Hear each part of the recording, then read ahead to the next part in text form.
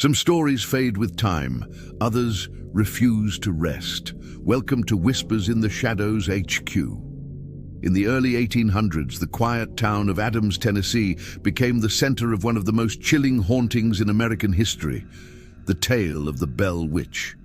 What began as strange knocking in the night soon grew into a nightmare that would torment the Bell family for years.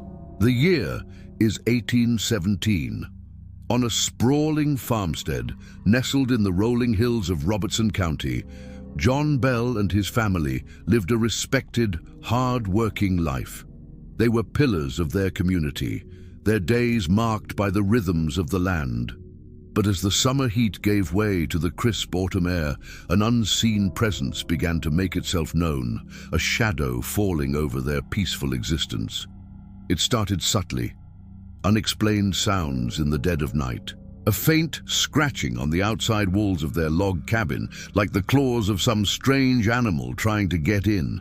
Then came the knocking, sharp and insistent, on the doors and windows. John Bell would rush outside, rifle in hand, only to find the moonlit yard empty and still. The family dogs would bark furiously at nothing, their hackles raised at an invisible intruder. At first, the Bells dismissed it, attributing the noises to the wind or wandering animals. But the disturbances didn't stop. They grew bolder. Soon, the sounds moved inside the house. The family would be startled awake by the sound of a heavy stone being dropped on the wooden floorboards or the phantom chewing of a rat, even though none could be found. Bed covers were violently ripped from them as they slept, leaving them shivering in the cold night air. The younger children complained of being slapped by an unseen hand, their faces stinging with invisible blows. The quiet, God-fearing Bell household was transforming into a place of terror. The family was under siege, not by a physical foe they could fight, but by an invisible tormentor they couldn't comprehend. Desperate and terrified, John Bell confided in his closest neighbor, James Johnson. This decision would change everything. For it was then that the entity, this malevolent force, finally found its voice.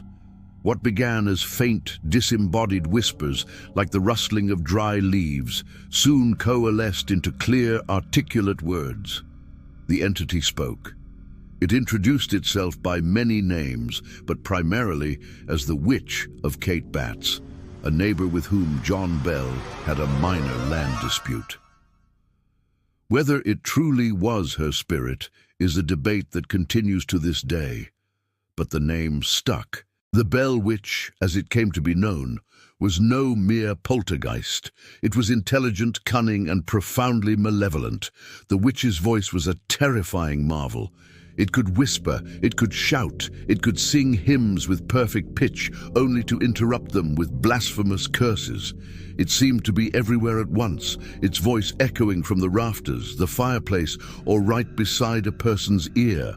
Eyewitness accounts, gathered from the dozens of people who visited the Bell farm to experience the phenomenon, paint a chilling picture. One visitor reported, "It spoke in different voices, sometimes male, sometimes female." Another stated, "We heard laughter coming from the empty room, cold and cruel." The entity knew things, intimate secrets of the family and their visitors, private conversations held miles away. It would mock people for their hidden vanities and expose their secret sins, creating an atmosphere of paranoia and fear. The family's attempts at prayer were met with shrieks and screams so loud that, as one witness claimed, "When we tried to pray, it screamed until the candles blew out." The witch held the family, and indeed the entire community, in its thrall. But for one member of the Bell family, the torment was just beginning. While the entire family suffered, the witch reserved its most vicious attacks for John Bell, whom it called Old Jack, and his youngest daughter Elizabeth, known as Betsy. Betsy was a bright, popular young woman, engaged to a local man named Joshua Gardner. The witch seemed to take a sadistic pleasure in tormenting her. It would pull her hair, pinch her, and stick her with invisible pins, causing her to cry out in pain. She began to suffer from mysterious fainting spells and seizures, often falling unconscious for hours at a time. All the while, the witch's voice would taunt her, forbidding her from marrying Joshua Gardner, threatening dire consequences if she ever did. The constant physical and psychological abuse took its toll, and the once vibrant Betsy became withdrawn and frail. Under the relentless pressure, she eventually broke off her engagement, just as the witch had demanded. For the family patriarch, John Bell, the witch's hatred was absolute. As the years wore on, he began to suffer from a strange affliction that affected his throat and mouth, making it difficult to speak or swallow. The witch would gloat, claiming responsibility for his deteriorating health. In the winter of 1820, after years of torment, John Bell fell gravely ill and was confined to his bed. One morning, the family found him unresponsive. Beside his bed was a small, unfamiliar vial containing a strange black liquid. The witch's voice boomed through the house, cackling with triumph.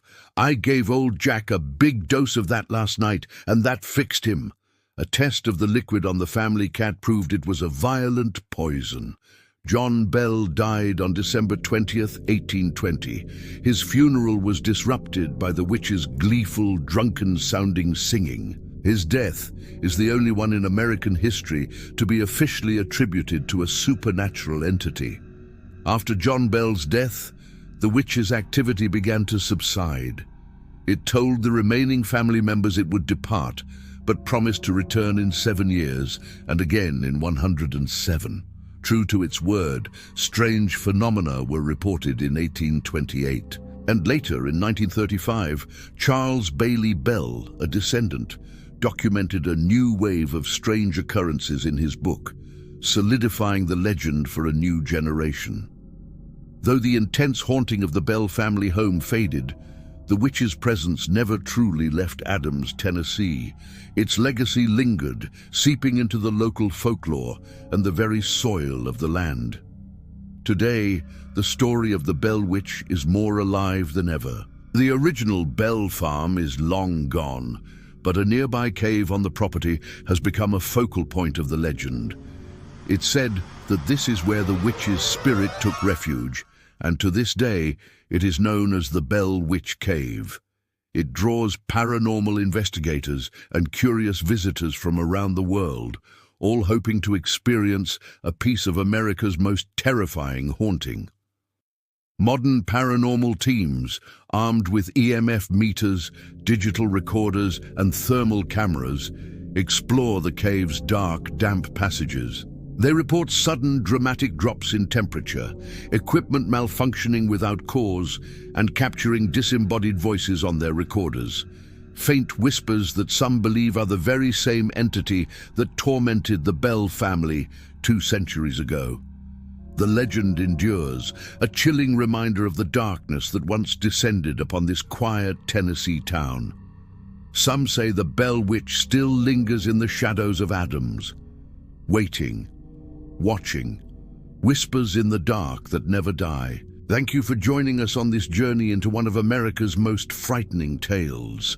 If you enjoyed this investigation, please like this video and subscribe to Whispers in the Shadows HQ for more stories from the dark corners of history. Stay safe and always question what you hear in the dark until the next shadow falls.